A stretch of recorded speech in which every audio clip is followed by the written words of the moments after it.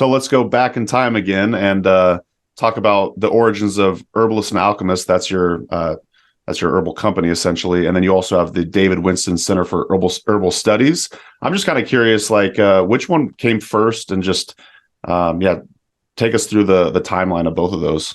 Well, that's actually interesting. They kind of start at the same time. Gotcha. Before Herbalist and Alchemist, I was making herbal products. I started practicing in 1976, and at the time, it was really hard to find well-made tinctures. Hmm. And there was one company, and I was not happy with what they had. And so I started making tinctures for my patients. The problem is when you make tincture, it's hard to make like a little tiny bit of tincture. There's a certain scale of a volume of scale. And so you make a gallon, and then I'm like, wait a minute, this is way more than I need. So I have no real formal training in business. I don't consider myself a business person. In fact, I don't really enjoy the business side of this Yeah. at all.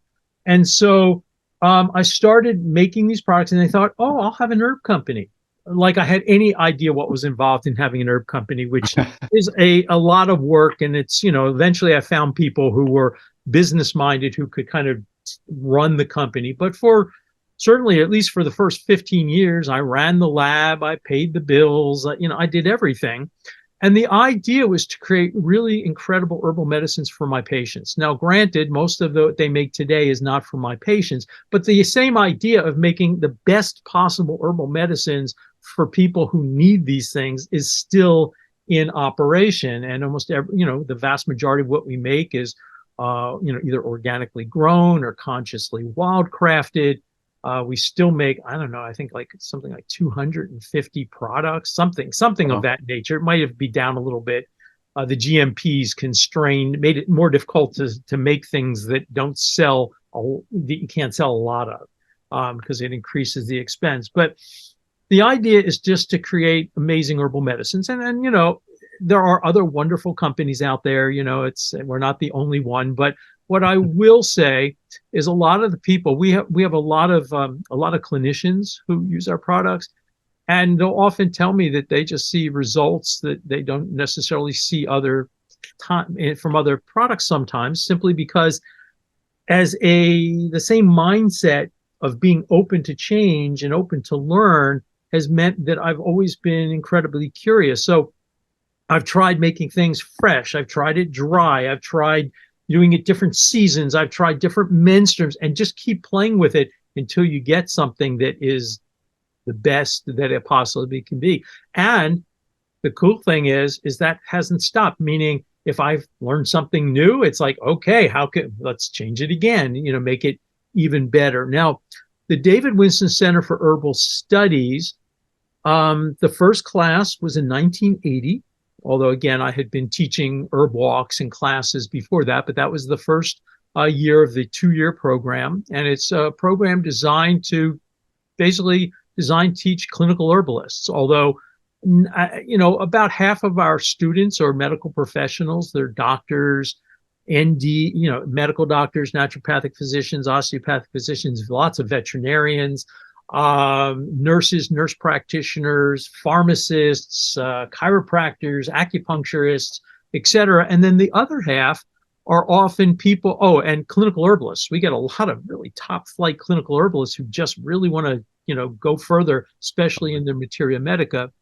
But the other half of the people are people who've often been kind of studying herbal medicine on their own for a year or 10 or 20 and want to take it to the next level. And some of them become great clinicians. There's people who've graduated from the program who've written many books. There's people who've graduated from the program in their own schools now that have, wonderful practices, that are manufacturers, just doing all sorts of great things. And so that, to me, is really exciting, because just like I stand on the shoulders of my teachers, especially one of my early teachers was a person I consider, first of all, he was a genius. And second of all, he was, I believe, one of the great herbalists of the American herbal renaissance. His name was William Lassassier. And he was just brilliant. And William is the person who introduced me to the whole idea of energetics.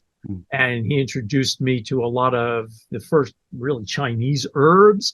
to obscure Western herbs that like nobody uses but are amazing, like evening primrose herb.